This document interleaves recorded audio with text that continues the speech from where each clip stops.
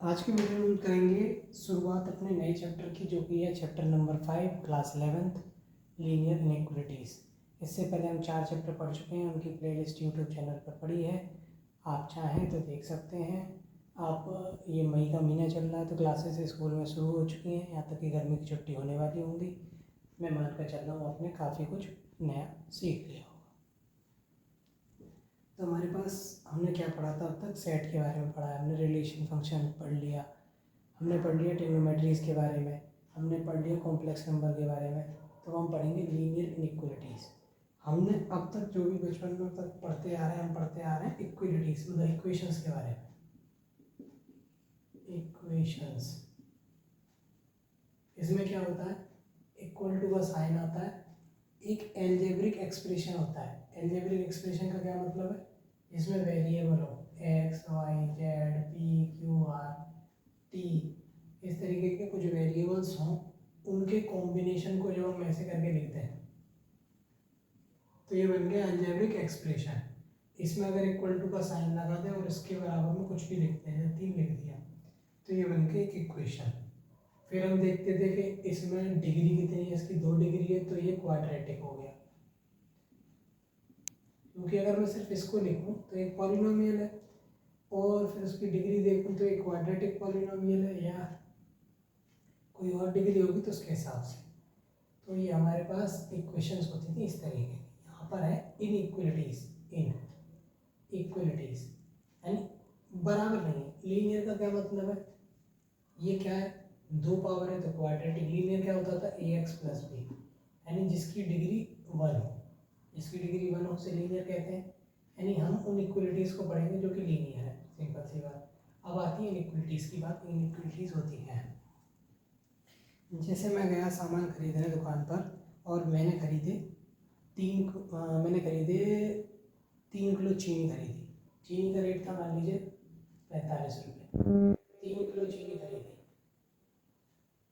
Plus मैंने खरीदे 2 patties खरीदी, 2 खरीदी पेटीज, जिसका एक पेटीज की वैल्यू थी x रुपये, तो 2 पेटीज की कितनी होगी? 2x। अब मेरे पास थे जितने रुपए वो सारे खर्च हो गए, और मेरे पास थे कितने? 185।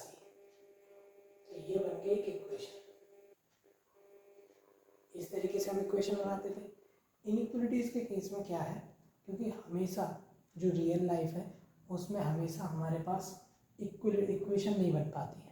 हमेशा एक पॉसिबिलिटी रहती है कि हम घर से बाहर निकले 5,000 रुपये लेकर, तो मैक्सिमम लिमिट हमारी पैसे खर्च करने की कितनी है? 5,000। यानी हमारा खर्चा हमेशा 5,000 से, यानी खर्चा अगर x है तो हमेशा 5,000 से कम होगा। ठीक, ये रियल लाइफ में ऐसा ही होता है ज़्यादातर। कोई एग्जैक्ट फिक्स नंबर लेके नहीं चलते। हम कपड़े खरीदने गए तो हम 4,950 रुपये लेकर गए तो इतने के कपड़े खरीद के लाएंगे, भैया 1 रुपये फालतू हो रहा है उसे नहीं देंगे, ऐसा तो नहीं होता है। तो हम मान के चलते हैं हम 5,000 रुपये लेकर चले हैं, इतने रुपये ले चले चले हैं, तो हमारा खर्चा इससे कम या इसके बराबर हो तो ही, यानी हमारा बजट है। तो ये साइन हो गया, एक ये साइन हो गया। कई बार क्या होता है कि हमें घर के लिए चाहिए लाइट, तो हमें घर के लिए मिनिमम 10 लाइट की ज़रूरत है। यानी अगर हम लाइट खरीद के लाएंगे तो मिनिमम 10, यानी 10 हो या 10 से ज़्यादा, तो एक साइन ही हो गया। एक कंडीशन क्या हो सकती है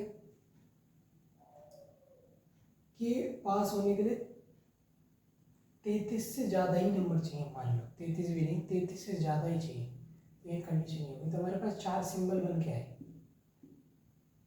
तो रियल लाइफ में इक्वलिटी नहीं आएगी, इक्वेशन नहीं आएगी। कई बार क्या होता है इस तरीके की प्रॉब्लम्स आती हैं।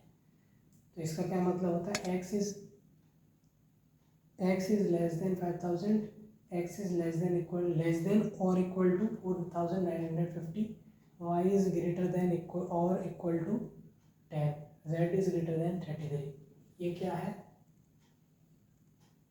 लेस देन और इक्वल टू, यानी या तो छोटा होगा या बराबर भी हो सकता है। ये क्या है? Greater than and equal to. ये हमारा हो गया इंट्रोडक्शन लीनियर इनइक्वालिटीज़ के बारे में। अब इनइक्वालिटीज़ किसी भी तरह की हो सकती हैं, हम क्या पढ़ेंगे? सिर्फ लीनियर वाली। अगर यहाँ पर ये वाली जो दे रखी है इसको मैं ऐसे लिख दूँ, ये हो गई क्वाड्रेटिक इनइक्वालिटी। अब देखिए हमारे पास क्या होता है, ये मैंने लिख दिया है फॉर्म में कि इनइक्वालिटीज इस तरीके की हो सकती है। हमारे पास अगर दोनों तरफ नंबर दे रखे हों तो न्यूमेरिकल इनइक्वालिटी, एक तरफ वेरिएबल वगैरह दे रखा हो तो लिटरल इनइक्वालिटी। स्ट्रिक्ट का क्या मतलब है, जब इक्वलिटी को साइन ना आए तो उसे स्ट्रिक्ट इनइक्वालिटी बोलते हैं, और जब आ जाए तो उसे स्लेक इनइक्वालिटी बोलते हैं। ये तो हमारी बेसिक सी बात है, यहाँ तक हमारा अभी तक कोई काम नहीं, क्योंकि मैथ में हमारा मेन काम जो होता है वो होता है प्रॉब्लम सॉल्विंग। थ्योरी बहुत ज़रूरी होती है लेकिन सिर्फ थ्योरी ज़रूरी नहीं होती। अब करते हैं इसके ऊपर आगे की चर्चा। आगे की चर्चा के लिए हम इसे मिटा देते हैं, हम लिखते हैं रूल्स सॉल्व करने के। जैसे मेरे पास एक इक्वेशन है 3x + 4 = 8। इसको कैसे सॉल्व करते थे हम क्या करते हैं, इस 4 को हटाएंगे, इसके आगे प्लस का साइन है तो प्लस माइनस 4 करेंगे, मतलब प्लस का 4 है, इसको हटाने के लिए माइनस का 4 करना पड़ेगा, क्योंकि इक्वेशन लगी हुई है तो यहाँ पर भी माइनस का 4 करेंगे, क्योंकि जैसे ये एक तराजू है, ये इसका कांटा लगा हुआ है, तो हम क्या करते थे, जैसे यहाँ पर अगर बाट रखा मैंने 5, यहाँ पर कोई सामान रखा है या चीनी रखी है, तो इसका वजन नापने के लिए क्या करते हैं, हम यहाँ पर मान लो चीनी जितनी भी है हमने क्या किया 5 किलो का बाट रख दिया, अभी भी ये नीचे की ओर जा रहा है, इसका मतलब 5 किलो का बाट कम है, हमने 1 किलो और बढ़ाया और ये कांटा सीधा हो गया, यानी इस चीनी का वजन कितना है 6 किलो। ये होती थी ना इक्वेशन, तो इसमें भी हम ऐसे ही करेंगे, जितना इधर ऐड करते हैं, अगर मान लो हमारे पास अगर मैं 1 किलो यहाँ ऐड कर दूँ और 1 किलो यहाँ ऐड कर दूँ तो भी ये कांटा सीधा ही रहेगा, इसका मतलब दोनों तरफ बराबर चीज़ ऐड करी तो कोई फर्क नहीं पड़ा। ऐसे ही इक्वेशन में जो दोनों तरफ बराबर चीज़ ऐड करो, दोनों तरफ बराबर चीज़ घटाओ तो कोई फर्क नहीं पड़ेगा, तो ये कट जाएगा, ये हो जाएगा 4। अब देखिए ये 3 के साथ x का मल्टीप्लाई हो रहा है और 4 यहाँ पर है, तो अगर मैं दोनों तरफ 3 से डिवाइड लगा दूँ तो ये वैल्यू आ जाएगी। तो ये करते थे हम इक्वेशंस में, सेम चीज़ यहाँ पर करनी है, बस कुछ चीज़ों का ध्यान रखना है कि जैसे मेरे पास इक्वलिटी है 3x + 1 > 2, दोनों तरफ सेम चीज़ का ऐड कर सकते हैं, कोई फर्क नहीं पड़ेगा, दोनों तरफ सेम चीज़ घटा भी सकते हैं, बस इनइक्वालिटी का ध्यान रखना, सेम इनइक्वालिटी रहनी चाहिए जो है वही। ठीक, ये था रूल नंबर 1। रूल नंबर 2 क्या कहता है, दोनों तरफ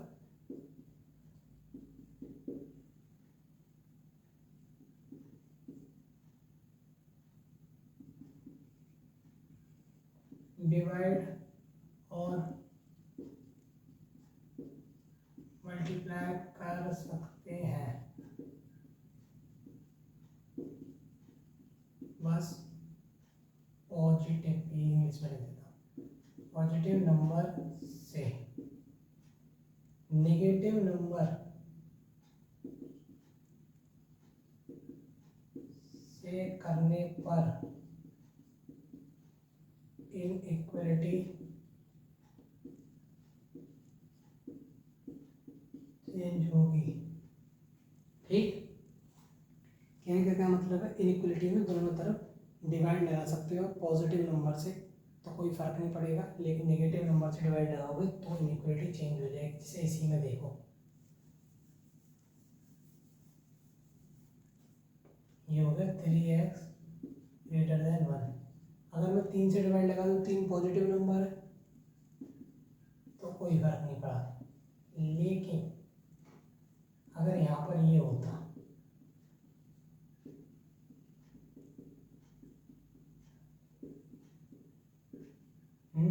अब मैं -3 से डिवाइड लगाऊँ तो ये इनइक्वालिटी चेंज हो गई, बस यही ध्यान रखना है, अगर ये है तो ये हो जाएगी, अगर ये है तो ये हो जाएगी।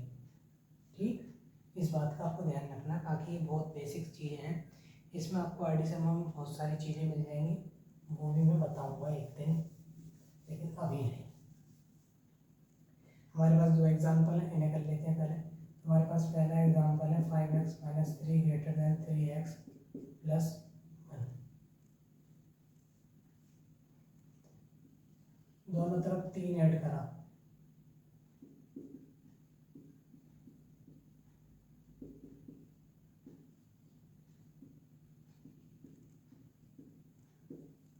दोनों तरफ 3x से माइनस कर लिया,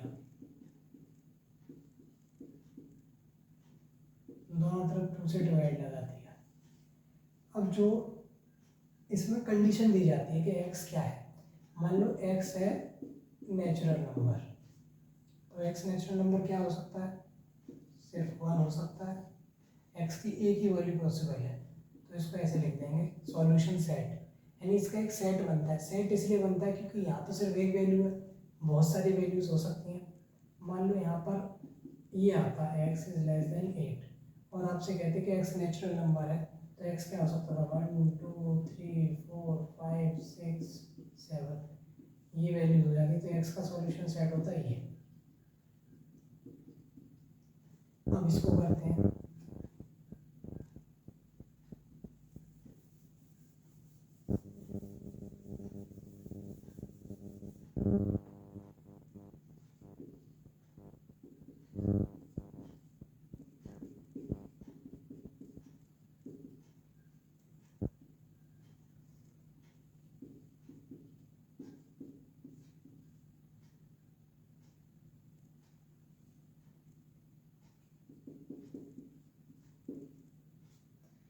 दोनों तरफ 2 से मल्टीप्लाई करता हूँ, पहले 4 से करता हूँ, 4 से दोनों तरफ 4 से मल्टीप्लाई करता हूँ, तो ये हो जाएगा 6x, 2 कट जाएगा, ये हो जाएगा 8, इधर हो जाएगा x - 3, दोनों तरफ 8 ऐड करता हूँ, ये कट जाएगा और इधर हो जाएगा 5, दोनों तरफ से x माइनस कर दिया, 5 से डिवाइड लगा दिया। अब x 1 से बड़ा है, तो कंडीशन दी होगी कि x नेचुरल नंबर है क्या है, अगर x रियल नंबर है तो x की वैल्यू हो जाएगी